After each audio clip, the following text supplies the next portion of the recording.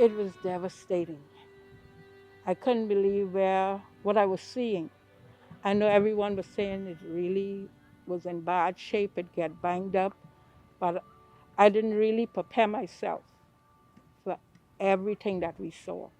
To be honest, it was not easy coming back. I was very traumatized because it took about 2.5 months for me to face what had happened to the house and losing everything.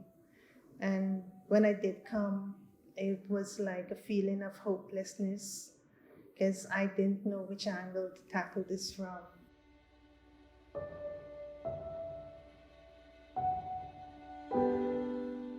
We saw that there was a disconnect between the relief phase and the reconstruction phase. So hence global emergency relief, recovery, and reconstruction. And what we really wanted to do was fill out that recovery phase where we stayed from the initial response all the way into the parts of, kind of the latter areas that needed to be done as far as reconstruction and seeing kind of filling those final gaps as well. So the main philosophy of GER3 is a couple of main points. The first is that we stay from the relief phase all the way through to reconstruction, that all of our projects have a central focus point of sustainability. All of our projects are kind of focused on building back better. So seeing kind of what we can do to make a better infrastructure, more resiliency for future disasters.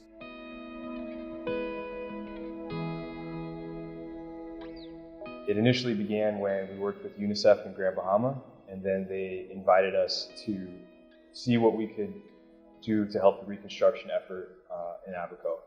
And we kind of settled on Central Abaco Primary School as one of the centerpieces of the community, really, and to see what we could do to bring the school back and to get it going again before the new school year. It was such a godsend because the devastation in Abaco was so great, and we were kind of wondering when would we be able to get school up and running. At the time, what we did, we had our team members who were still on the ground. They, had school in halls and churches. I was actually at the school around 2002, just maybe 6 or 8 years after it was built, or different parts of it was built. When I came here, probably 3/4 of the roof was damaged. Virtually every room had water damage. Half of the windows were knocked out. So when I heard that GER3 was going to repair the school and make it to the standard of a hurricane shelter, yes, I was very, very happy. Life for Key Foundations became our biggest donor, and then One Bahamas Fund, Discovery Land Company Foundation, All Hands and Hearts, the Sandals Foundation, and various others kind of came in to help it support it as well. It has had a ripple effect because they are employing some local people, which means that it benefits the economy. It keeps those people engaged and their families fed, but also in the long term, once this building is finished and strengthened, we now know that we have a more up-to-date structure where if the need arises, we can come here again. We were lucky enough to have some fantastic roof builders, metal roofing, carpenters, and electrical contractors and plumbers as well, all of which were really fantastic guys to work with. Everyone worked exceptionally hard. We were very, very lucky in that respect. I can't even find words to describe it. That's what I was looking for. I guess I was praying for this, and it just come just like that. I was more than appreciated. We come from a long way. You guys do pretty good. I can't give myself the credit. I can't give it to you. I can't give it to them. I got to give it to us. It's a teamwork. It's what I said. One person could do it. GER3 is not only assisting us with Central Abaco Primary, but GER3 is also assisting us with Man o' War Primary, as well as Guana Key Primary. Although Guana Key has a very small student population, it is the ministry's goal to make sure that we have schools on each of the keys, that our children don't have to travel to the mainland, the primary school students, that is. Guana Key School used to be one of the most significant government buildings. So with having GER3 repair, and I've seen some refurbishing, and of the actual building, I am very, very pleased and grateful to see that the structure is better than what it was before.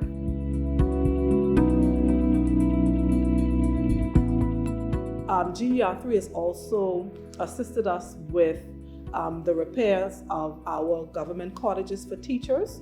We're really ecstatic about that too, because housing on Abaco has just been horrid. That's a major gap for us. It's because of our children we're here, and that means making sure teachers get housing and making sure, they have the resources they need to be able to teach. So thank you very much.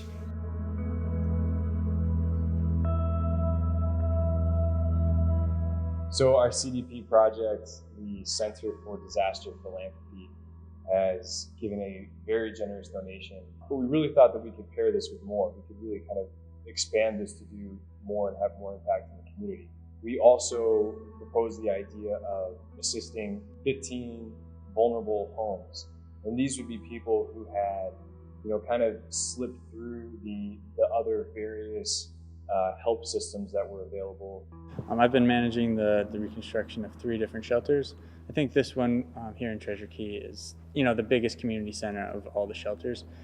And it's kind of an area where there is a lack of shelters in general. And the location that we picked is just an important building in the Haitian community, which is a community that's kind of been forgotten about in Abaco. The first thing we did was secure the roof. We had to remove all of the shingles that was there because the building was leaking. We also had to replace some of the plywoods. We decided to put in some showers in both the male bathroom and the female bathroom. That way if the guys need to take a shower while they're staying in here, they'll be able to do so. There are some people there now, so actually 1 year after the storm, who really don't have a home to go back to. So getting that church back up to be used as a shelter was very crucial. And it's a safe haven now for anybody in the community. If there was another storm and their homes were impacted, they can be a safe place for them to actually stay during that time.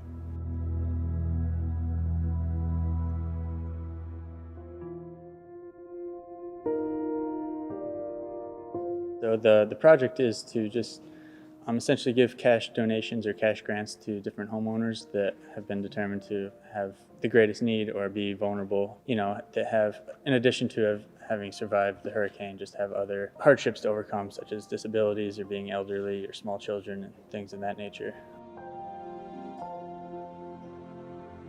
When my back was against the wall so bad, I got a call. He called and said, "Are you Miss Pleasant Dawkins?" I was like, "Yes." And he was like, "Someone told me about you." And he came over. He assessed the damage in my house. Like I say, very compassionate, very generous, very caring. Right then, I had nowhere to turn, no other help right then, until after Brian came in. Then I got another sort of a help. But Brian was right on point. I'm so happy. I don't know who told Brian about me, but to God be the glory. Thanks so much for this, and at least getting something out there, to let anyone know that any little help that can come our way, we will appreciate it.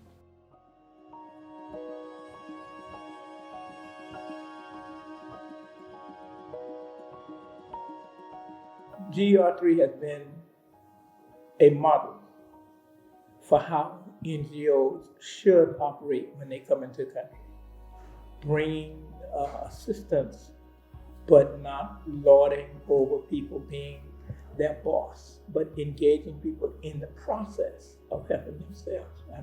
I personally appreciate that as a manager with the 20-something years of experience. I appreciate that. I want to commend whoever is in charge, that they know that I appreciate that. I am truly grateful. I no longer teach here, but my blessings on GER3 for all the hard work and the dedication We are grateful. We don't have the words. I don't have the vocabulary to say how thankful I am in particular and how grateful our team members are because of what you have done. I look forward to when that first student leg hits on the campus. I think it's going to be a time where everybody's just going to be bawling and crying and grateful and thankful. Dealing with GER3, you're not dealing so much with the profit margin, but you're more dealing with doing what is right. So it's very easy to work with GER3 because at each of the structures they want to do the right thing. GER3 wants to do the right thing. To do the right thing, quality has to be high.